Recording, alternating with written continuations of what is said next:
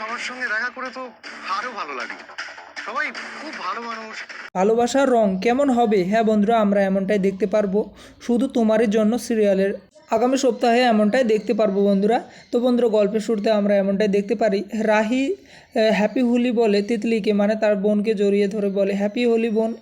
এদিকে রাহুল এসে রাহিকে অন্য অবস্থা দেখতে পেয়ে মনে মনে বলতে লাগে, ওই তো তিতলি দাঁড়িয়ে আছে, ওকে আজ আমি বলবই। আর সব উলট পালট হয়ে যায় যখনই রাহির সামনে আসে এবং তিতলি বলে ডাকে। রাহি রাহুলের দিকে তাকাতেই রাহুলের চোখ কপালে উঠে যায় এবং বলে তুমি।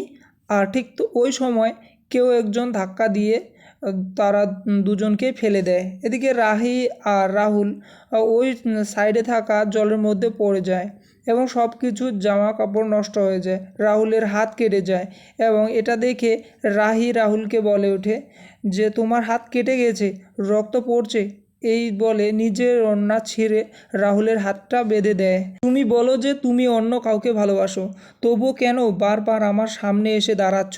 কিছুই বুঝি না। তখন রাহুল বলে ওঠে, কে জানে। এরপর রাহির বোন মানে তিতলি দিদি দিদি বলে ডাকে যে দিদি কার সাথে কথা বলছে ওখানে, একটু যাব।